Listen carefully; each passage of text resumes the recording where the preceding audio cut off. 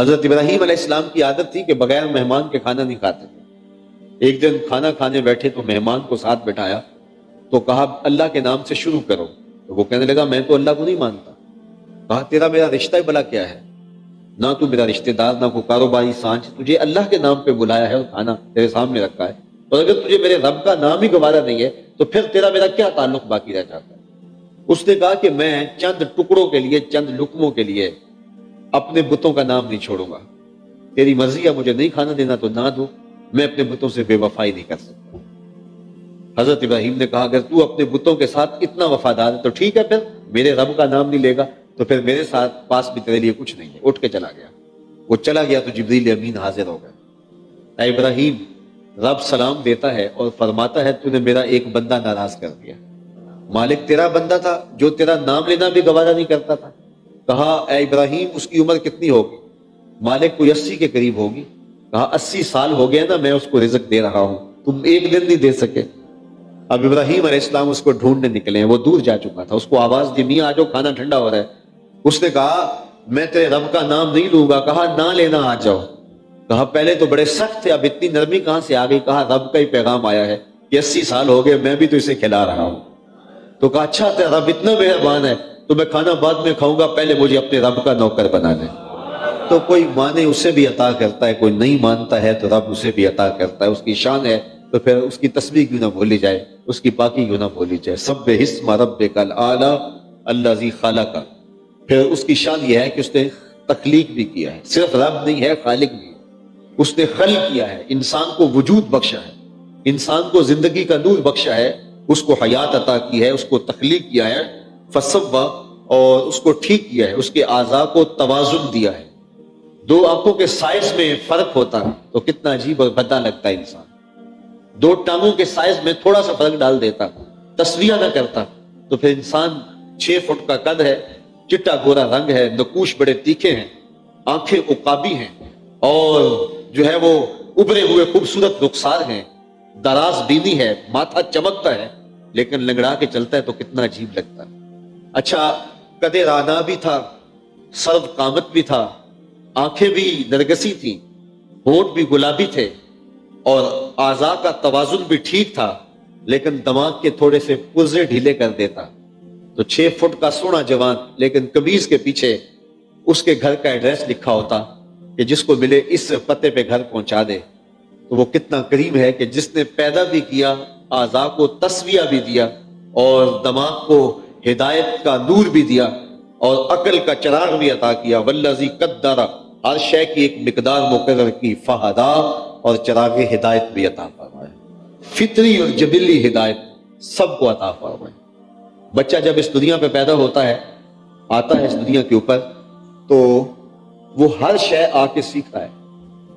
اس نے بولنا کیا کیسے ہے، اس نے چلنا کیسے ہے، اس نے پکڑنا کیسے ہے، لوگوں کو پہچانتا ہے، آہستہ آہستہ اس کو معرفت ملتی ہے، لیکن اس نے ماں کی چھاتی سے دودھ کیسے نکالنا ہے اللہ تعالیٰ اس کو سکھلا کے بھیجتا ہے۔ یہ وہ سیکھ کے آتا ہے، اس لیے کہ اس کی اولین اور پہلی ضرورت یہ ہوتی ہے تو وہ سیکھ کر کے آتا ہے۔ تو وہ فطری ہدایت ہے۔ وَهَدَيْنَاهُ النَّجْدَيْنِ، ہم نے اس کو دونوں گھاٹیاں دکھا دی، اس کو خیر اور شر کی راہیں بتا دی، اسے اچھائی اور برائی کا پتہ ہے۔ مذہب نے آ کے اس کی اس تمیز کو موقت کر دیا، اس کو پختہ کر دیا، اس پر مہر تصدیق ثبت کر دی، لیکن فطرتاً بھی اس کے اندر رکھا گیا ہے کہ اچھائی کیا ہے، اس کے اندر رکھا گیا ہے کہ برائی کیا ہے۔ حضور علیہ السلام تشریف فرماتے، ایک صحابی آئے تو پیچھے بیٹھ گئے، وابسہ نام تھا ان کا۔ تو حضور نے فرمایا وابسہ دور بیٹھ گئے ہو، نیڑے آؤ، تو اٹھے تو قریب آ گئے۔ فرمایا اور قریب آ جاؤ، وہ اور قریب آئے، تو فرمایا اور قریب آ جاؤ۔ فرماتے ہیں میں اپنے مقدر پہ قربان جاؤں، میں اتنا نیڑے ہوا کہ میرے گھٹنے حضور کے گھٹنوں سے چھونے لگے۔ جب اتنا نیڑے ہوا تو حضور نے مجھے پوچھا وابسہ کوئی سوال پوچھنے آئے ہو؟ میں نے کہا جی حضور میں سوال پوچھنے آیا ہوں۔ کہا جو پوچھو گے تم پوچھو گے یا میں بتاؤں کیا پوچھنے آئے؟ عرض کی اگر آپ بتا دیں پھر تو کمال ہو جائے۔ فرمایا تم خیر اور شر کے بارے پوچھنے آئے، اچھائی کیا ہوتی ہے، برائی کیا ہوتی ہے، یہی سوال ہے نا؟ جی حضور یہی سوال ہے۔ کہا اس کا جواب مجھ سے لینا یا اپنے آپ سے لینا ہے؟ عرض کی جواب آتا ہوتا تو سوال ہی کیوں بنتا؟ فضرب علی صدرہ فقال استفت من قلبک، ان 3 انگلیوں کو جوڑ کے دل والی جگہ پہ مارا، کہا یہ اندر ہی مفتی بیٹھا ہے، اسے پوچھ لے، یہی بتا دے گا خیر کیا ہے، یہی بتا دے گا شر کیا ہے۔ تو یہ فطری ہدایت ہے جو حضرت انسان کو اللہ تعالیٰ نے عطا فرمائی ہے۔ فطری ہدایت، بلکہ یہ تمیز اللہ نے جانوروں کے سینے میں بھی رکھی ہے۔ آپ میں سے بہت سارے لوگوں کا تعلق کسی نہ کسی دیہات سے رہا ہوگا، اگر کوئی ڈسکے کے مقامی لوگ بھی ہیں تو یہ بھی ایک قصبہ نما ہے، تو اس مثال کو سمجھنے میں دقت محسوس نہیں ہوگی کہ آپ جانتے ہیں کہ مرغی رک بیٹھ جاتی ہے اور احتجاج کرتی ہے کہ میں انڈے نہیں دوں گی، اب میرے نیچے انڈے رکھو، تو اس کے نیچے انڈے رکھے جاتے ہیں۔ تو بطخ رک نہیں بیٹھتی، بطخ کے بچے حاصل کرنے کے لیے بھی انڈے مرغی کے نیچے ہی رکھنے پڑتے ہیں، کیونکہ بطخ پانی کے بغیر رہ نہیں سکتی، تو مرغی کے نیچے بطخ کے انڈے بھی رکھ دیے جاتے ہیں اور مرغی کے انڈے بھی رکھ دیے جاتے ہیں۔ 21 دن تک وہ مرغی ان انڈوں پہ اپنے سینے کی توجہ مبذول کرتی ہے اور حرارت پہنچاتی ہے۔ 21 دنوں کے بعد ان مردہ انڈوں کے اندر زندگی پیدا ہو جاتی ہے، اللہ تعالیٰ آثار حیات پیدا کر دیتا ہے۔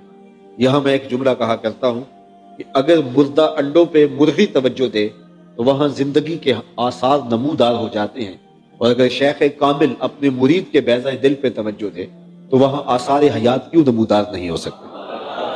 21 دنوں کے بعد انڈے پھٹے ٹوٹے، نتیجہ بالکل فطرت کے مطابق تھا، بطخ کے انڈوں سے بطخ کے بچے نکلے اور مرغی کے انڈوں سے مرغی کے بچے نکلے۔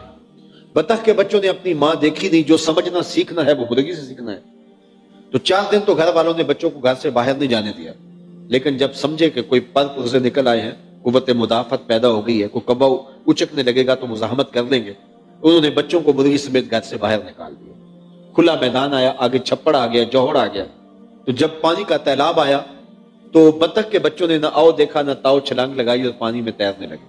مرغی کے بچے اپنے ہمجولیوں کو پانی میں چھلانگیں لگاتا ہوا دیکھنے کے باوجود آگے بڑھنے کی ہمت نہیں کر رہے۔ بطخ کے بچوں نے اپنی ماں دیکھی نہیں، مرغی کے بچوں نے ان کو یہ بتایا نہیں، نہ مرغی نے بتایا ہے، تو بطخ کے بچوں کو کس نے بتایا کہ تم پانی میں ڈوبو گے نہیں بلکہ تیرو گے، اور مرغی کے بچوں کے پاؤں کس نے باندھ دیے کہ آگے بڑھو گے تو ڈوب مرو گے؟ تو والذی قدر